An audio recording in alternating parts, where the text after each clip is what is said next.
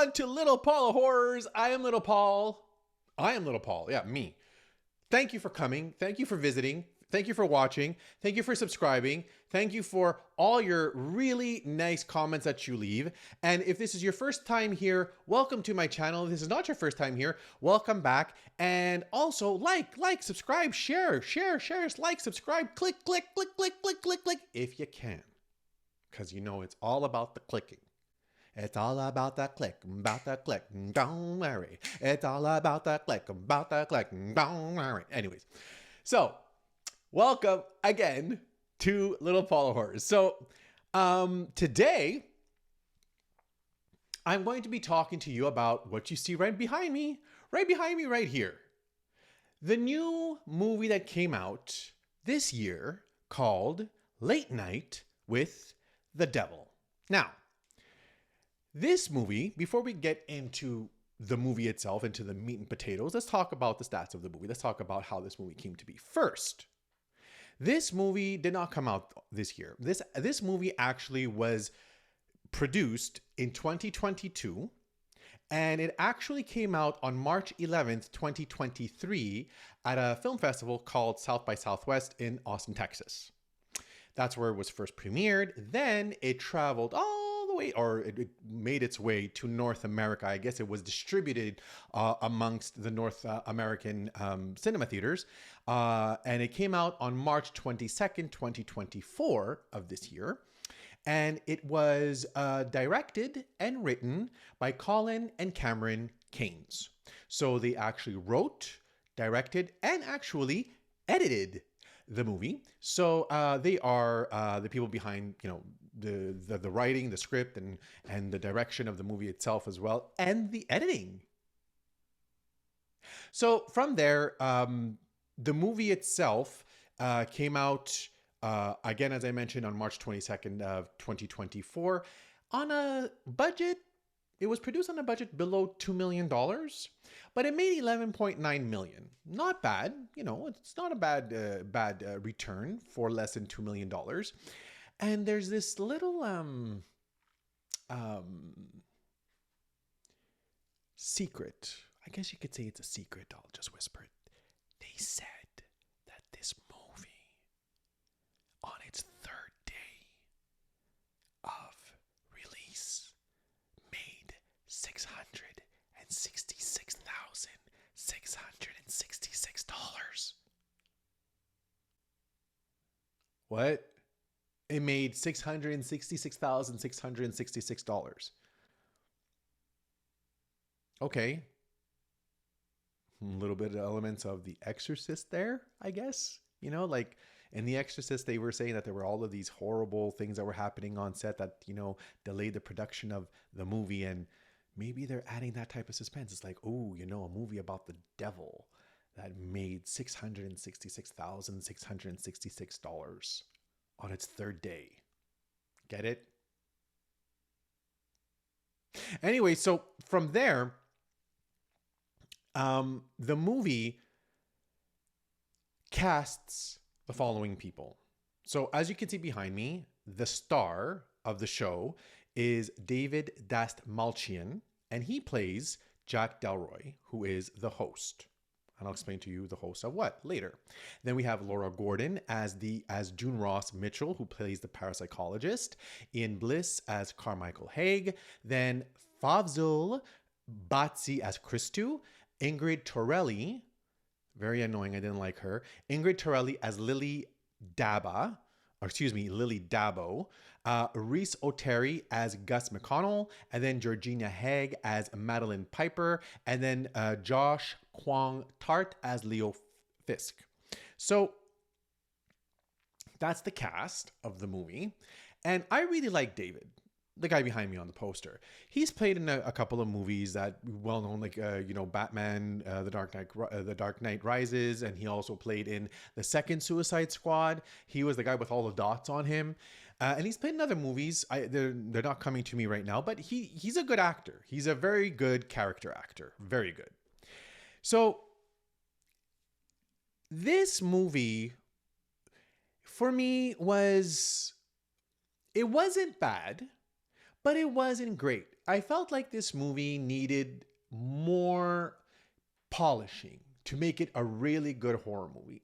Okay, so I'll describe to you what this movie is about to the best of my extent, and I'm not going to divulge. I'm not going to tell you exactly what happens at the end because this movie is available on Shudder. So Shudder is an application that is dedicated to all horror movies. So you could go and watch this show or watch this actual movie on the application for free. If you're the first time subscriber, they give you 1 month for free to try it out. So go ahead, watch it if you haven't watched it already. So the movie is first. What I loved about the movie is that it's set in the 70s. Okay, and the way that they filmed it was excellent. I loved it. So I love 70s camp. I found this movie more campy horror than actual mainstream horror, and that it had that charm to it. So the movie itself is actually directed and it's actually produced to fit a regular, like the TVs that they used to have back in the 70s and the 80s. And for the Gen Zers out there who have not seen probably those types of TVs, and if you want to, you can go on YouTube and see what they look like. They were boxes, and it wasn't measured. They were square boxes, so regular square boxes, and it was measured by the inches and not by the actual aspect ratio of the display of the screen. Okay, so now the way that we have it, when I go like this is 16:9. So that's the way that all TVs look like. Even computer screens look like that right now. 16:9 type of display ratio. This was basically the way that TVs were back then. So when you're watching the actual movie, on the left and on the right, you have, it's blank. Their dark bars are going down, and you just have the movie in the middle. So that's the way it was intended. I thought that it was ingenious because that's the way it was back in the 70s when you would be watching any type of show. Okay, so the movie is based around the creation of a late night talk show called Night Owls, and Jack Delroy is the main character of the movie, and he so David plays Jack Delroy, and Jack Delroy used to be a radio announcer. He used to be on the radio. Then he decides in 1971 to start, a late night talk show to go head to head against Johnny Carson. And for those Gen Zers out there who watch my channel, if you don't know who Johnny Carson is, just Google him and you'll find out. So it basically the beginning, the intro is very well done. It's excellent. It's very well done because it describes him. It describes his character, his goals. It describes what his objective is. It describes how he meets his wife, how much he's in love with her, and it also describes about a little outing that he does once a year during the summertime up in the woods. That is an invitation only site where individuals that we can call the elite go to. And there are, there are stories that come from there that state that, there's certain practices that go on inside there that are equal to the occult. And they're probably thinking that this is why they're famous and they have all this money, stuff that have been talked about for a long time. It's even out today, there are individuals that talk about that even today. So, that's part of the story. And then in 1976, his wife becomes very ill with lung cancer and she dies. So when she dies, it affects him, obviously, like it would affect any person that loses a loved one to a horrible disease, and he just disappears. No sign of him anywhere. So that's in 1976. And then he decides that he's going to make this huge comeback on October the 31st, 1977, Halloween night. So he decides to make his big comeback back to Night Owls, and he was going to make this an unforgettable episode and an unforgettable comeback. So he has invited psychics on, individuals who used to be psychics, who debunked the psychics, and a paranormal psychologist played by Laura Gordon, who is the character is June Ross Mitchell. She plays a parapsychologist who brings along with her Lily Dabo, who is played by Ingrid Torelli. And she annoyed me. I'm sorry, but Ingrid, get acting lessons from somebody. Really, like, watch Abigail if you need to, because that's what acting is all about. I just found that this actress was, even though she's a child actress, like, I've seen child actresses or actors that were really, really good, and she's not one of them. That's my own thing. But it doesn't really take away that much from the movie. So his whole the whole plan is to really create and to film something that's going to wow the audience. So another aspect about this film that I liked is that when you're watching the actual TV show being recorded, everything is in color. The moment they go on break, it goes on to black and white. So it has that, contrast to it. So basically what you see, it's kind of symbolic, right? So like what you see is all colorful and all rosy and all beautiful with all the colors. And then what's behind the scenes is all black and white, kind of gritty, kind of realistic with no color, and, like emphasizing on what, how, the behind the scenes look at making a television show, how gritty and dark it can be. So going further with that, he brings on the guests, and there's a scene with the psychic, who's played by Fawzal Batsi. He plays Christou, and he's the psychic. I'm not going to get into that. I'd like you guys to watch that and tell me what you think. Please leave a comment below. And then he brings in, before he brings this person in, he talks about a book that he read. And a book that he read was written by June Ross Mitchell, who is the parapsychologist. And the book is called Conversations with the Devil. So during the filming of the actual TV show, they have a little snippet in there, and they talk about a satanic cult that was in the area, that praised and worshipped a demon called Abraxas. So these individuals were filmed, conducting their ceremonies, and there were a lot of police and law enforcement that were very much concerned about this particular cult, because they felt that they were, abusing children. So as there was, they filmed like there was going to be this arrest that was going to happen. They had surrounded the house itself where it was located. Everything like goes to hell after that, because the head priest asks them all to douse themselves with kerosene and gasoline, and they set themselves on fire, so that they're not caught. But one person survives, and that person is Lily. She survives. So Lily is taken in by June, who is a parapsychologist, and she studies her. So this is the last guest that they bring in. So they bring in June and they bring in Lily. And when they bring in June and they bring in Lily to discuss the book, they also want, June because when they bring in June states that Lily becomes possessed by this entity, by this otherworldly being. So Jack wants June to practice and to actually bring this on live TV and have this demon come out. And so the story unfolds from there, and it's interesting, but it's not scary. Like, there are some jump scares. I find that the actress Ingrid, who plays Lily, the child actress, overdoes it too much with the whole possession, turning and twisting the head and looking all demented. It was overdone, I found. And there were some aspects of the film that I found that, the acting just amongst the regular actors was a little bit too over the top.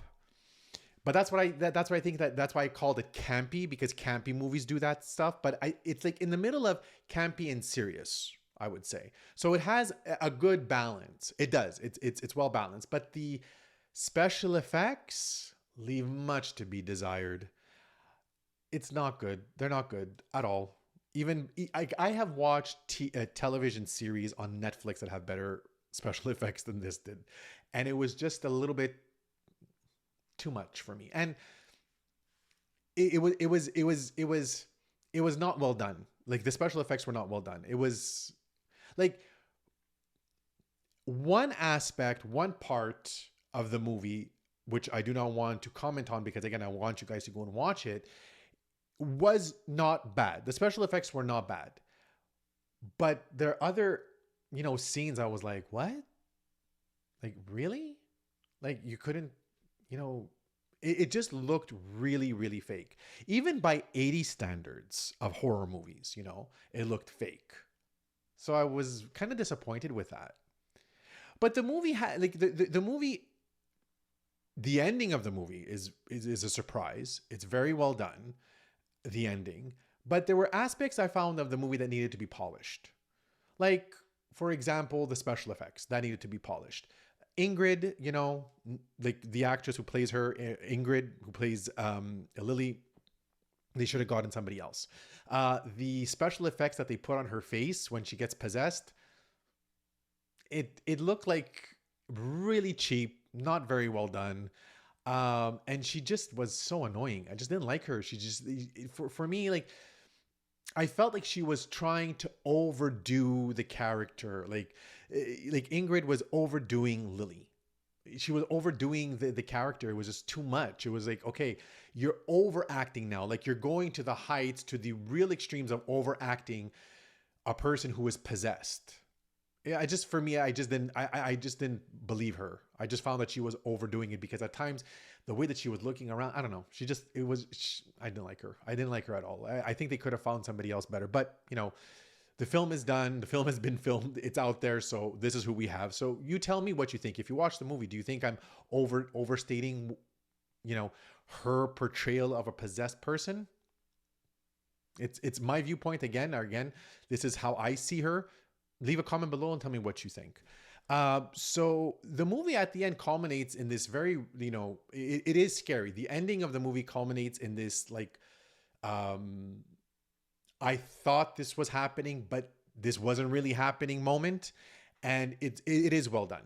So I liked the movie because it was campy, but also it was campy and realistic at the same time. So it wasn't cheesy, but it wasn't mainstream, like, oh my God, it's in your face terror and screaming and frightening and I'm so scared to watch this. It didn't have that element. It didn't possess that element, pardon the pun. It didn't have that element. It didn't encompass that element for me.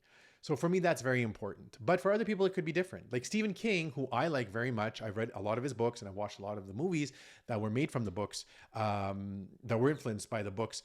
He liked it. He gave rave reviews for it, but I didn't like it because also the title, you're not speaking with the devil. It's not a night with the devil. It's a night with Abraxas. And Abraxas is not the devil. He's a demon, but it's not the devil. And I know you might be saying, okay, well, Paul, you're nitpicking here. And no, I'm not. It's like, if you're going to say, like, if I said Star Wars, right, was called, I don't know, Bread Wars, but it's like you're in the stars and you're having wars, but there's no bread around. It's the same thing, right? I know it's a kind of a really dumbed down analogy, but it's like, it makes sense. Like if I'm going to watch something called Bread Wars and then you see Star Wars and you're like, well, it has nothing to do with bread. Well, this has nothing to do with the devil. If it said a night with the demon or a night with Abraxas, then it could be like, well, who's Abraxas? But a night with the devil, I just found was kind of, it wasn't being honest. I know it's nitpicking, but I'm just being honest. It wasn't being honest. Guys, you should have called it a night with Abraxas or a night with a demon, or give it a different name, but there was no devil there. But aside from that, the movie is it's not bad. It's not great. It's not bad. It needed a little bit more polishing, especially in two areas I found. One, the person Ingrid who plays Lily, get rid of her, get somebody new. She was, for me, terrible. Two, it needed better special effects. It just needed that. So there's a part of me that says to myself, maybe the special effects, the reason why they were so bad and you could tell that they were so fake was maybe that's what added to the camp charm to it.